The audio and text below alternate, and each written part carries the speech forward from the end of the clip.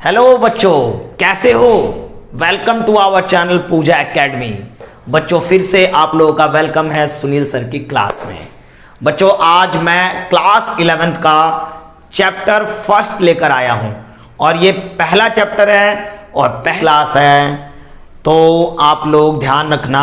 मेरी पूरी कोशिश रहेगी कि सिंपलेस्ट तरीके से आप लोगों को ये चैप्टर के कुछ टॉपिक ले रहा हूं, पूरा चैप्टर कवर नहीं होगा इस वीडियो में, कुछ टॉपिक लेकर चल रहा हूं। पहले उन टॉपिक को समझेंगे। हम एक क्लास के अंदर 2 से 3 टॉपिक को लेकर चलेंगे और उसे अच्छी तरीके से समझेंगे। इससे क्या होगा कि हमें चैप्टर अच्छे तरीके से समझ में आएगा और ज़्यादा दिमाग के अंदर प्रेशर भी नहीं लेना। अभी बहुत टाइम है, हम धीरे धीरे कवर करेंगे, ठीक है। तो चैप्टर फर्स्ट जो है वो है हमारा इंट्रोडक्शन ऑफ अकाउंटिंग। यानी इस चैप्टर में हम इंट्रोडक्शन करेंगे कि क्या चीज है। यानी मैंने यहाँ पे अभी 4 टॉपिक को कवर किया है। इस टॉपिक आज जो हम पढ़ेंगे उसमें पढ़ेंगे व्हाट इज अकाउंटिंग, अकाउंटिंग क्या है। सेकंड, उसके कैरेक्टरिस्टिक्स, एट्रीब्यूट्स यानी विशेषताएं। फिर यूजर्स कौन से होते हैं, उसके ऑब्जेक्टिव्स क्या हैं। तो आज हम ये 4 टॉपिक जो है ये कवर करने वाले हैं। तो सबसे पहले बच्चों हमारे मन में पहली क्लास है, तो पहले हम ऐसे सिंपली सोचेंगे कि क्या होती है अकाउंटिंग, क्या है अकाउंटिंग, क्या है ये चीज। एक बात बताओ, जब हम कोई भी, तुम्हें पता हम कॉमर्स ले रहे हैं तो हम पैसों में ही खेलेंगे, बिजनेस करेंगे, पैसों की लेन देन करेंगे, ठीक है। बिजनेस के अंदर बहुत सारी चीजें होती है, सामान खरीद रहे हैं, सामान बेच रहे हैं, वापस कर रहे हैं, कोई सामान वापस आ रहा है, किसी को कमीशन दे रहे हैं, कहीं रेंट पे कर रहे हैं, कहीं से कमीशन मिल रहा है। यानी बिजनेस के अंदर बहुत सारी चीजें की जाती हैं। अब एक बात बताओ, जब बिजनेस में बहुत सारी चीजें की जाती हैं तो क्या सारी चीजें आप माइंड में याद रखोगे? नहीं ना। आप जैसे मान लो आपने कोई सामान बेचा मोहन को, या किसी सोहन से आपने माल खरीदा है, किसी को आपने पैसे दिए हैं, किसी से आपको पैसे मिले हैं, आप सिर्फ पैसे ले रहे हो, किसी को पैसे दे रहे हो, सामान बेच दे रहे हो, सामान वापस आ जा रहा है और उन चीजों को आप लिख नहीं रहे हो कहीं पे, तो क्या आपको पता लग पाएगा कि आप क्या कर रहे हो, क्या बिजनेस में क्या चीजें हो रही हैं? नहीं पता लग पाएगा, ठीक है। तो बिजनेस के अंदर जो भी चीजें हम करेंगे, बेसिकली यही चीज है, बहुत सिंपल है, हम सिंपल तरीके से ही समझेंगे कि बिजनेस के अंदर हम जो भी चीजें कर रहे हैं ना, उनको सिस्टमैटिक तरीके से मैंने सही तरीके से लिखना, रिकॉर्ड करना, उनके बारे में समझना, एनालिसिस करना कि हमारा बिजनेस अब किस मुकाम पर पहुंच चुका है, प्रॉफिट हो रहा है या नुकसान हो रहा है। तो ये सारी चीजें किसके अंदर आती है? अकाउंटिंग के अंदर आती है। समझ में आ गई बात? पहली क्लास में आप बस यही सोचो, क्या है भैया अकाउंटिंग, क्या होता है अकाउंटिंग। तो अकाउंटिंग यही होता है भाई, बिजनेस के अंदर जो चीज हमने किया ना, पैसे का जो लेन देन किया है ना, जो भी पैसा आया गया, किसी को सामान बेचा, किसी से खरीदा, उनको सिस्टमेटिक तरीके से लिखना ही अकाउंटिंग है। बस इतनी सी बात है। तो हम ज्यादा फास्ट मतलब माइंड में ज्यादा प्रेशर नहीं डालेंगे, ठीक है, हम समझेंगे चीजों को आसानी से। तो अकाउंटिंग इसी को कहते हैं अकाउंटिंग। क्लियर हो गई होगी बात कि अकाउंटिंग क्या चीजें हैं। यानी बच्चों पैसों से आप खेलोगे, यानी अकाउंटिंग के अंदर पैसों से ही खेल होगा। पैसे की चीजें आएंगी, पैसे की चीजें लिखेंगे, पैसे जा रहे होंगे, पैसे आ रहे होंगे, बिजनेस के अंदर उन सारी चीजों को लिखेंगे, उनके बारे में हम जानेंगे कि उन पैसे, जो बिजनेस के अंदर पैसा आया गया तो बाद में मुझे कितना मुनाफा हुआ, मेरा बिजनेस अब कहाँ पहुंचा है, किस लेवल पे पहुंचा है। ये सारी चीजें, ये सारी एक्टिविटीज अकाउंटिंग के अंदर आती है बच्चों। तो मैंने यहाँ पे अकाउंटिंग की डेफिनेशन भी लिखी हुई है। डेफिनेशन इसलिए लिख दिया ताकि आप लोग स्क्रीनशॉट लेकर आप कहीं नोट भी करते रहना बच्चों। पहली क्लास है और पहली क्लास क्या, जितनी भी क्लासेस होंगी ना, ठीक है, आप सुनील सर की क्लास में आए हो ना, तो जितनी भी क्लासेस होंगी ना, आप एक नोट्स बना लो पहले से ही, आप अपने पास एक अच्छा सा नोट्स बना लो और उसमें लिखते चले जाओ। और मैं आपको गारंटेड कह रहा हूं कि जो चीज मैं पढ़ाऊंगा ना आप लोगों को, वो एग्जाम में आएगा ही आएगा। ये आज से ही माइंड में फिट कर लो। तो क्यों ना हम प्रिपरेशन करें और सही तरीके से करें, ये मायने रखता है बच्चों। तो हम आज से ही प्रिपेयर करेंगे, चीजों को थोड़े थोड़े समझेंगे, ज्यादा नहीं पढ़ाऊंगा अभी हम धीरे धीरे स्टेप बाय स्टेप आगे बढ़ेंगे, ठीक है, स्टेप बाय स्टेप आगे बढ़ेंगे। तो आज मैंने तुम्हें बताया अकाउंटिंग क्या चीज होती है, ठीक है। तो मैंने यहां लिखा भी हुआ है, ध्यान दोगे तो मैंने यहां पे लिखा हुआ है अकाउंटिंग की definition. Accounting is a systematic process. Systematic माने सही तरीके से की गई, ठीक है, प्रोसेस ऑफ आइडेंटिफाइंग, आइडेंटिफाइंग माने पहचान करना, मेजरिंग माने मापना, रिकॉर्डिंग माने लिखना, क्लासिफाइंग माने अलग अलग भागों में बांटना, समराइजिंग माने उसके बारे में बताना, इंटरप्रेटिंग माने आगे क्या होने वाला है बिजनेस के अंदर, ये सारी चीजें इंटरप्रेट करना, और कम्युनिकेट करना। कम्युनिकेट माने जो भी बिजनेस के यूजर्स हैं, जो भी बिजनेस के यूजर्स हैं, जैसे कि मान लो मालिक हो गया, मैनेजर हो गया, एम्प्लॉय हो गए, है ना, क्रेडिटर्स हो गए, बहुत सारे जो बिजनेस के यूजर्स हैं वो आपस में उस चीजों को लेकर कम्युनिकेट करें कि आखिर बिजनेस हमारा कैसा रहा, ठीक है ना। About the business transaction in monetary form, बच्चों ये मॉनेटरी फॉर्म लिखना बहुत जरूरी है, ठीक है। यानी हमें यह समझ में आ रहा है कि एक ऐसा सिस्टमेटिक तरीका है जो कि बिजनेस के जितने भी ट्रांजैक्शन होते हैं, बिजनेस के जितने भी लेन देन होते हैं, उनको पैसे के रूप में लिखना, पहचानना, अलग अलग भागों में बांटना, फिर ये बताना कि आपका बिजनेस कैसा रहा। यही होता है अकाउंटिंग। सिंपलेस्ट वे समझ में आ गई होगी बात कि अकाउंटिंग क्या चीज है, ठीक है। सबसे पहली बात बता दूं बच्चों कि ना अकाउंट जो सब्जेक्ट है ना वो बहुत ही सिंपल सब्जेक्ट है, वो हमारे प्रैक्टिकल लाइफ से, हमारे कॉमन लाइफ से जुड़ा हुआ है। तो जो चीजें हमारे कॉमन लाइफ से जुड़ी होती है ना उनको समझना बहुत ज्यादा ही आसान होता है। बस हमें ध्यान रखना होगा कि क्या क्या चीज हमने पढ़ा, समझा और क्या चीजें हो रही हैं। तो आई होप कि आप लोगों को यह डेफिनेशन समझ में आ गई होगी, ठीक है। अब इसके कैरेक्टरिस्टिक्स, मैंने कहा आज 4 टॉपिक लूंगा, तो कैरेक्टरिस्टिक्स पे आते हैं। कैरेक्टरिस्टिक्स मींस क्या हुआ, उसके एट्रीब्यूट्स यानी उसकी विशेषताएं। एक बात याद रखना बच्चों, किसी भी चीज की ना कैरेक्टरिस्टिक्स निकालनी हो, लिखनी हो, तो उसकी डेफिनेशन से ही कैरेक्टरिस्टिक्स पता लगते हैं। आपने जो डेफिनेशन पढ़ा है ना उसी से जो एलिमेंट आपके सामने आ रहे हैं, यानी वो क्या क्या उसके अंदर चीजें पाई जा रही हैं, वही उसकी डेफिनेशन होती है। समझ में आ रही बात या नहीं, ठीक है। तो जो जो चीज हमने अकाउंटिंग के अंदर पढ़ा है ना वही उसकी क्या बनेगी, कैरेक्टरिस्टिक्स। सबसे अच्छा तरीका यही होता है समझने का। यदि आपको किसी चीज की डेफिनेशन पता है तो आपको वहां से उसका कैरेक्टरिस्टिक्स पता लग जाएगा कि क्या कैरेक्टरिस्टिक्स है। समझ में आ रही बात? तो आप जरा ध्यान दोगे तो कैरेक्टरिस्टिक्स के अंदर पहली बात आइडेंटिफिकेशन ऑफ फाइनेंशियल ट्रांजैक्शन। सबसे पहले आइडेंटिफाई करता है कि कौन कौन सी चीजें पैसे के रूप में की गई है, ठीक है, समझ में आ रही बात। फिर उनको measuring transaction in the term of money, उन ट्रांजैक्शन को बताता है कि कितने रुपए की वैल्यू बनेगी, इसकी वैल्यू क्या बनेगी। मैं एक एग्जांपल लेता हूं ताकि आपको समझ में आ जाए कि कौन सी चीजें जो होती है आइडेंटिफाई होती है फाइनेंशियल ट्रांजैक्शन में, ठीक है। मैंने पहले भी बताया था पिछले लेक्चर में भी, फिर भी बता देता हूं। फाइनेंशियल आइडेंटिफिकेशन कैसे होता है, जैसे कहने का मतलब है कि मैंने क्या किया कि एक सामान अपने दोस्त को दिया, बेचा मैंने उसको, मैंने बोला भाई 20 रुपए का ये पेन है, मैंने पेन उसको दे दिया, 20 रुपए ले लिए। तो मैंने 20 रुपए ले लिए, इसका मतलब मैंने उसके साथ कर लिया बिजनेस, तो ये मेरा फाइनेंशियल ट्रांजैक्शन हो गया। लेकिन मैंने वो पेन एज अ गिफ्ट उसे दे दिया, तो क्या ये फाइनेंशियल ट्रांजैक्शन हुआ? नहीं। तो एज अ गिफ्ट यदि मैं कोई चीज दे रहा हूं तो वहां पे फाइनेंशियल ट्रांजैक्शन नहीं हुआ। तो आइडेंटिफाइंग का मतलब यही हुआ कि हमें ये देखना होगा कि कौन सी चीजें जो है हमारा फाइनेंशियल नेचर का है, उन्हीं चीजों को अकाउंटिंग में ली जाती है।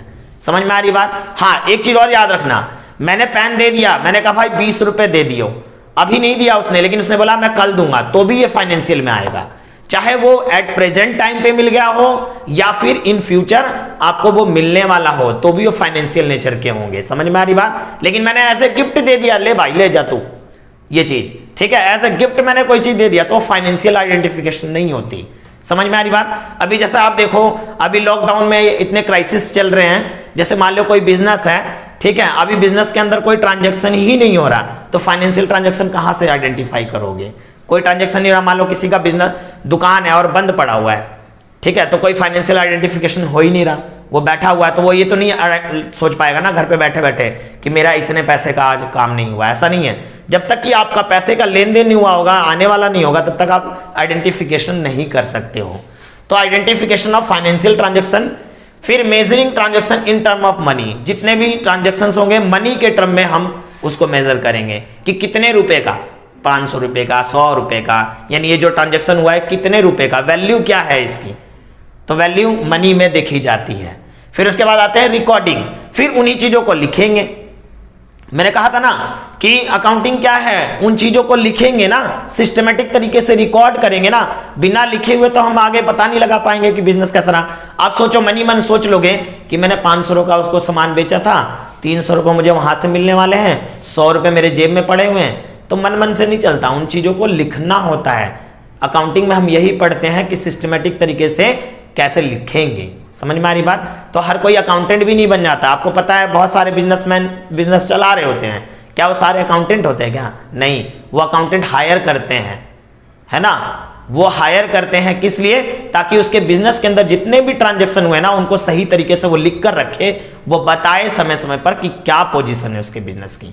समझ में आ रही बात? ऐसे छोटे मोटे दुकान वाले जो होते हैं, क्या वो अकाउंटेंट जैसे बहुत छोटे मोटे दुकान वाले हैं, वो लोग सामान बेचते हैं, मनी मन सोच के रखेंगे कि हाँ ये चीज है, तो अपने बिजनेस के बारे में नहीं बता पाएंगे कि वो क्या किस पोजीशन पे पहुंचे हैं। लेकिन जितने भी बड़े बिजनेस होते हैं और सही तरीके से जो बिजनेस करते हैं ना, वो हमेशा क्या करेंगे? सिस्टमेटिकल तरीके से चीजों को लिखेंगे। तो सिस्टमेटिकल तरीके से रिकॉर्ड करना।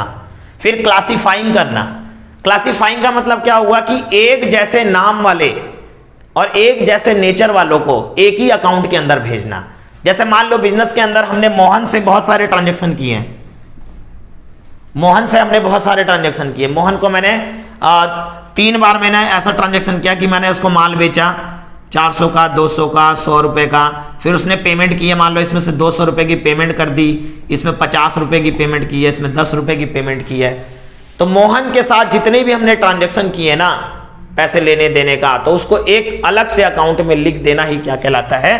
क्लासिफिकेशन के अंदर आता है। मैंने यहां पे लिख रखा है classifying based on same nature with same name in one place. किसी एक स्थान पर किसी एक जैसे नेचर वाले सभी एलिमेंट को एक साथ लिख दिया जाता है।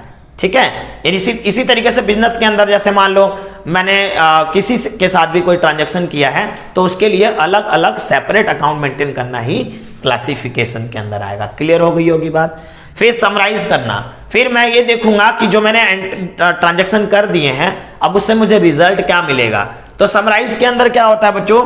इसके अंदर ना स्टेटमेंट तैयार की जाती है, जिसमें प्रॉफिट और लॉस का पता लगाया जाता है कि हमारा बिजनेस के अंदर प्रॉफिट और लॉस कितना आ रहा है। ठीक ना। समराइजिंग के अंदर हम क्या करेंगे?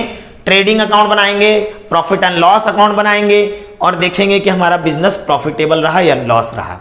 समराइज के अंदर इन एलिमेंट को समराइज करेंगे और उससे रिजल्ट निकालेंगे कि क्या आएगा। इंटरप्रेटिंग। इंटरप्रेटिंग का मतलब अब हमें आगे क्या करना चाहिए, कैसा रहा बिजनेस, क्या आगे होना चाहिए फ्यूचर में। फिर उसके बाद कम्युनिकेटिंग। कम्युनिकेटिंग माने फिर जितने भी बिजनेस के यूजर्स हैं उनके बीच में आपस में कम्युनिकेट किया जाता है कि अब हमें किस तरफ ले जाना है अपने बिजनेस को और अभी फिलहाल में क्या पोजीशन है। तो आई होप कि आप लोगों को यह समझ में आया होगा कि अकाउंटिंग क्या चीज होती है और उसके कैरेक्टरिस्टिक्स क्या होते हैं। अब अगले टॉपिक पे आते हैं। तो बच्चों मैंने बताया कि जो अकाउंटिंग हम करते हैं वो कम्युनिकेट किया जाता है इसके यूजर्स के द्वारा। ठीक है। तो हम ये भी जानना चाहेंगे कि भाई यूजर्स कौन होते हैं। अब एक बात बताओ, बिजनेस के अंदर जो आपने स्टेटमेंट तैयार की, स्टेटमेंट तैयार करने का मतलब जो समराइज वाला पार्ट था, जिससे कि हमने ये देखा कि हमने बिजनेस में कितना प्रॉफिट कमाया है। ठीक है। तो अब एक बात बताओ, जब आप ये देखोगे कि बिजनेस के अंदर कितना प्रॉफिट कमाया है, तो वो कौन लोग होंगे जो देखना चाहेंगे? कोई तो होंगे ना जो देखना चाहेगा कि क्या प्रॉफिट हुआ है, कितना हुआ है। तो वो लोग कौन होंगे? उसी को बोलते हैं यूजर्स। तो यूजर्स को बेसिकली 2 पार्ट में डिवाइड किया जाता है बच्चों। एक होता है इंटरनल यूजर्स, एक होता है एक्सटर्नल यूजर्स। बच्चों याद रखना, जो चीजें मैं बता रहा हूं ना वो एग्जाम में आएगा। ठीक है। आप पहली क्लास को ही अपनी ऐसी क्लास लेकर चले कि भाई जो सर बता रहे ना वो आएगा, वो हमें ध्यान से पढ़ना है। ठीक है। तो आप ध्यान रखना। तो यूजर्स जो होते हैं हमारे 2 टाइप के होते हैं। आप कॉमनली सोचोगे तो भी समझ में आ जाएगा।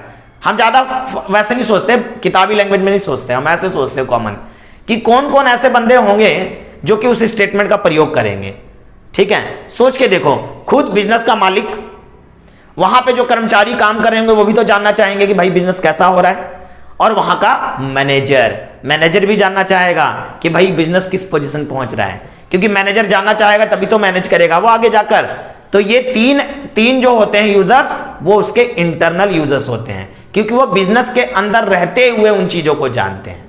ठीक है, समझ में आ रही बात। बिजनेस के अंदर मालिक होगा, वहां पे जो कर्मचारी काम कर रहे होंगे वो होंगे, और जो वहां का मैनेजर होगा वो भी होगा। तो बिजनेस के अंदर रहते हुए जो पर्संस उसका इस्तेमाल करते हैं ना फाइनेंशियल स्टेटमेंट का, उनको बोलते हैं इंटरनल यूजर्स। ठीक है, अब आते हैं एक्सटर्नल यूजर्स। नाम से ही पता लग रहा है एक्सटर्नल, बाहर वाला, बाहर वाला, ठीक ना, बिजनेस के बाहर वाला। अरे बिजनेस के बाहर कौन ऐसा बैठा है जो आपके बिजनेस के अंदर इंटरेस्ट रखता है?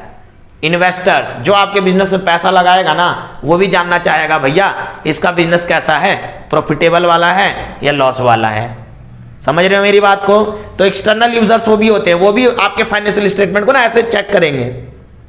अच्छा मैं पैसा लगा रहा हूं, क्या लगाऊं इस वाले फर्म में या ना लगाऊं, है ना? समझ में आ रही है बात मेरी? तो एक्सटर्नल यूजर्स कौन हुए? जो बिजनेस के बाहर है, बिजनेस के अंदर नहीं है, बिजनेस के बाहर है, बिजनेस से कोई मतलब नहीं, उसने पैसा लगा रखा है। इन्वेस्टर हो गया, बैंक, बैंक भी जानना चाहेगी, गवर्नमेंट, सरकार भी जानना चाहेगी कि भैया बिजनेस इसका कैसा चल रहा है। इनकम टैक्स अथॉरिटी, ठीक है ना, इनकम टैक्स अथॉरिटी तो देखेगी भैया इतना माल कहां से ला रहा है, टैक्स ला। समझ में आ रही बात? तो ये स्टेटमेंट, इसीलिए ये यूजर्स होते हैं जो कि उन स्टेटमेंट को देखते हैं। तभी तो ये यूजर्स आपस में कम्युनिकेट करते हैं, भाई इसका बिजनेस ऐसा है, इसका बिजनेस ऐसा है, ये बढ़िया फर्म चल रही है, ये ऐसा है, इसका इनकम इतनी हो रही है। ठीक है, क्रेडिटर्स, क्रेडिटर्स कौन होते हैं? क्रेडिटर्स होते हैं लेनदार। सिंपल तरीके से समझे, क्रेडिटर्स वो होते हैं जिनसे हमने कर्जा लिया हुआ है, जिनसे हमने क्या कर रखा है, कर्जा ले रखा है, यानी बिजनेस के लिए हमने कर्जा ले रखा। सोच के देखो, बिजनेस के लिए हमने बंदे से कर्जा ले लिया है, तो वो भी तो समय समय पे देखेगा ना कि भाई इसका बिजनेस ठीक भी चल रहा है, मेरा पैसा वापस आएगा भी कि नहीं आएगा। तो इसलिए क्रेडिटर्स।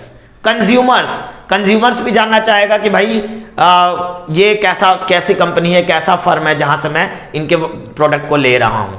समझ में आ रही बात? तो कंज्यूमर्स भी होते हैं। जैसे अभी मैगी कंपनी थी, मैगी कंपनी पे बैन लगा दिया था कि उसमें बोल रहे थे लेड की मात्रा ज्यादा है, तो कंज्यूमर्स जो थे वो उस कंपनी से थोड़े से वो हो गए थे कि भाई पता नहीं क्या क्या प्रोडक्ट दे रहा है। तो कंज्यूमर्स भी हमेशा जानना चाहता है कि जिस कंपनी का मैं प्रोडक्ट यूज कर रहा हूं ना वो कैसा है। समझ में आ रही बात? तो वो भी देखना चाहता है हमेशा। तो ये एक्सटर्नल यूजर्स हैं।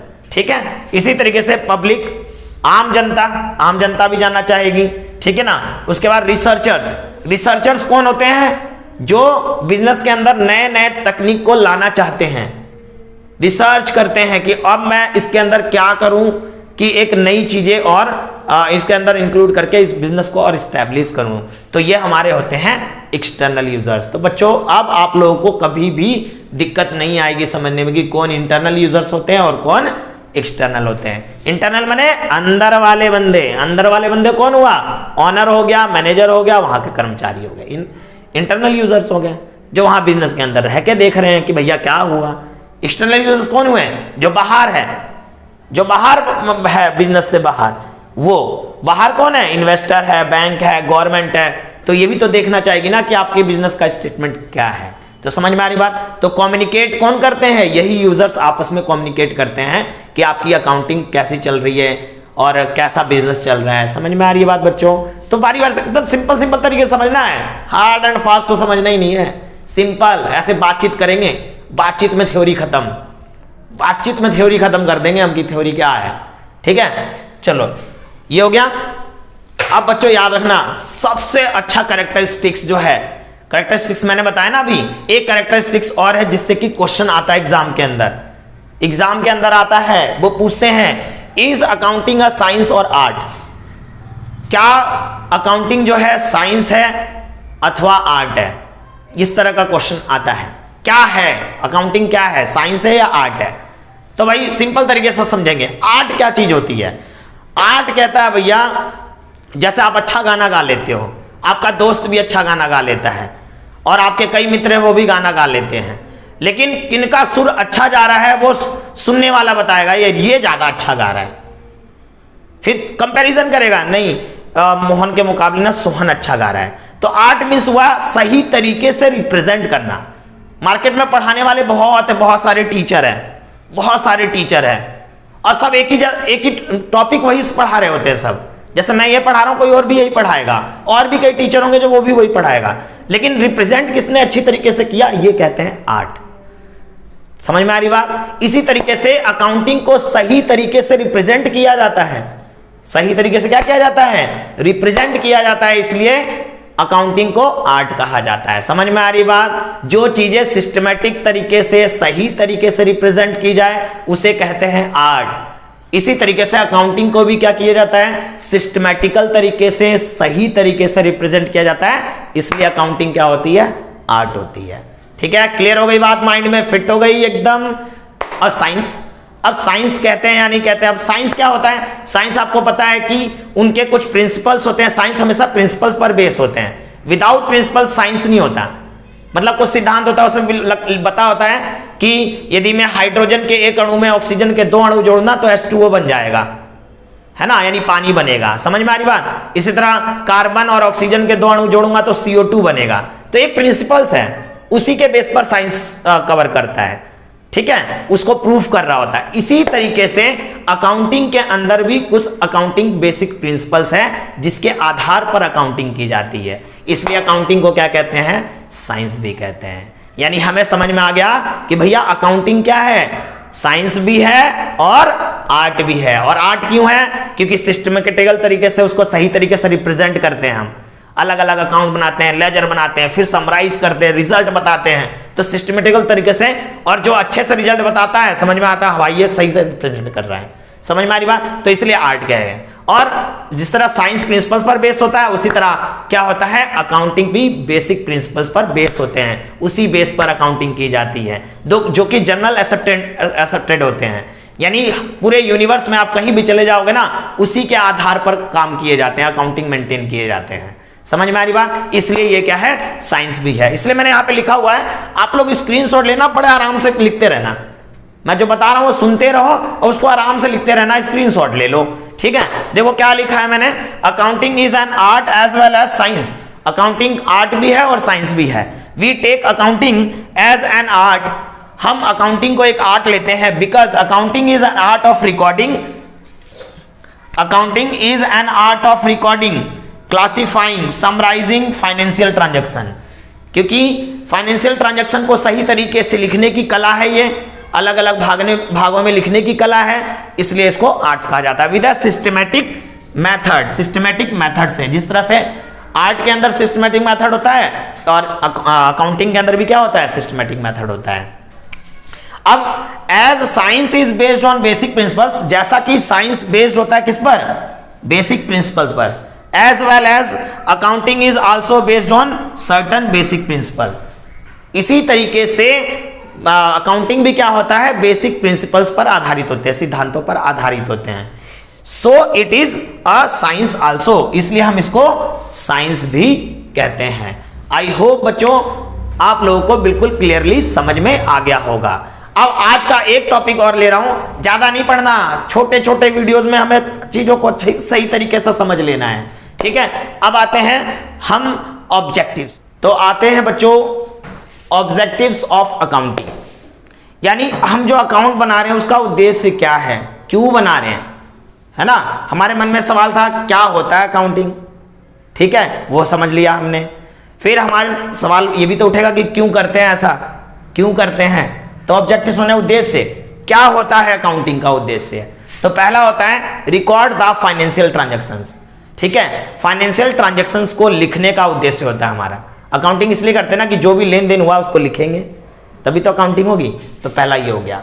डिटरमाइन प्रॉफिट एंड लॉस, ये हम क्यों कर रहे हैं भैया, प्रॉफिट और लॉस निकालने के लिए। बिजनेस के अंदर प्रॉफिट हुआ है या लॉस हुआ है, ये निकालने के लिए हम अकाउंटिंग करेंगे। विदाउट अकाउंटिंग क्या आप पता लगा पाओगे कि प्रॉफिट हुआ बिजनेस में या लॉस हुआ, नहीं। तो इसका मेन ऑब्जेक्टिव यही होता है कि प्रॉफिट और लॉस निकालना है, इसलिए हम अकाउंटिंग करेंगे। Third, determine financial position. Financial position बताने के लिए कि भैया अब हमारा जो बिजनेस है उसकी फाइनेंशियल पोजीशन क्या है, वित्तीय स्थिति क्या है, कहां तक पहुंचे हैं, किस लेवल पे पहुंचे हैं, कितना पैसा है, ये जानने के लिए हम अकाउंटिंग करते हैं। ये उद्देश्य होता है हमारा अकाउंटिंग का। Facilitate management. फैसिलिटेट मैनेजमेंट का मतलब होता है कि जो प्रबंधक होता है, जो मैनेजमेंट कर रहा है, उसकी सहायता करने के लिए अकाउंटिंग की जाती है। अब सोच के देखो, क्या मैनेजर सपने में सोचता रहेगा अच्छा मेरे बिजनेस में ये काम नहीं हो रहा, मैं ना ये अप्लाई कर देता हूँ, बिजनेस सही हो जाएगा। नहीं, जब वो अकाउंटिंग देखेगा, अकाउंटिंग में जो सिचुएशन चल रही होगी उसके हिसाब से तो वो फोरकास्टिंग करके आगे मैनेज करेगा ना। समझ में आ रही है बात? आगे आते हैं, provide accounting information two of its users, यानी इसके जो यूजर्स हैं अकाउंटिंग के उस तक इंफॉर्मेशन पहुंचाने के लिए। कम्युनिकेटिंग का पार्ट पढ़ा था ना हमने, तो ये इंफॉर्मेशन पहुंचाना कि अकाउंटिंग के अंदर क्या इंफॉर्मेशन आ रही है उसके यूजर्स तक पहुंचाना, ये उसका ऑब्जेक्टिव्स होता है। ये चीज ध्यान रखना बच्चों। फिर प्रोटेक्ट बिजनेस एसेट्स, बिजनेस के एसेट्स को भी बचाता है ये। सोच के देखो, आपने अपने बिजनेस में जो संपत्तियां लगाई हैं, एसेट्स माने संपत्ति, जो चीजें लगाई हैं उसकी भी आपने अकाउंटिंग की होगी कि मशीन इतने रुपए की लगाई है, फर्नीचर इतने का लगाया है। फिर हमें यह भी पता लगता है कि अब फर्नीचर की वैल्यू कितनी है, मशीनरी की वैल्यू कितनी है, हमें और फर्नीचर तो नहीं लाना और मशीनरी तो नहीं लाना, उनको कैसे प्रोटेक्ट करके रखना है, किस तरह से उनको कंट्रोल करना है उस एसेट्स को। ठीक है, ये जानने के लिए भी हमारा अकाउंटिंग ऑब्जेक्टिव्स ऑफ अकाउंटिंग के अंदर आता है। क्लियर हो गई बात? यानी माइंड में क्या क्या बातें गई? माइंड में बातें गई कि फाइनेंशियल ट्रांजैक्शन को रिकॉर्ड करने के लिए, प्रॉफिट और लॉस निकालने के लिए, फाइनेंशियल पोजीशन पता करने के लिए, मैनेजमेंट की सहायता के लिए, फिर अकाउंटिंग इंफॉर्मेशन यूजर्स तक पहुंचाने के लिए और एसेट्स को बचाने के लिए, उनके बारे में समझने के लिए कि बिजनेस के अंदर क्या क्या चीजें एसेट्स लगी हुई है, ये जानने के लिए। तो बच्चों शॉर्ट वीडियो में मैंने आप लोगों को ये थ्योरी का पॉइंट लिया, जिसके अंदर मैंने आप लोगों को क्या बताया, अकाउंटिंग क्या होता है, उसके यूजर्स कौन होते हैं, है ना। फिर मैंने उसके कैरेक्टरिस्टिक्स बताए आपको, फिर ये साइंस है या आर्ट है ये बताया मैंने आप लोगों को, और ऑब्जेक्टिव्स। पहली क्लास के लिए हम धीरे धीरे चीजों को हम आगे एक्सप्लेन करते जाएंगे, बढ़ते जाएंगे, धीरे धीरे चलेंगे लेकिन सही तरीके से चलेंगे। ठीक है, और बिल्कुल थ्योरी बहुत आसान होती है, बस एक्सप्लेनेशन अच्छे तरीके से हो, माइंड में बातें फिट होनी चाहिए बच्चों। माइंड में बातें फिट होती है, बहुत अच्छे तरीके से हम समझते हैं। तो बच्चों आई होप आप लोगों को ये अच्छे से समझ में आया होगा। अब नेक्स्ट वीडियो में बच्चों इसके आगे का टॉपिक लेकर आऊंगा आप लोगों के लिए। मैं भी मेहनत करूंगा और आप लोग, मैं आशा करता हूं कि आप लोग भी अपने घर पे मेहनत करोगे और अपने नोट्स बनाओगे अच्छे से। ठीक है ना? ओके बच्चों, आज के लिए बाय बाय।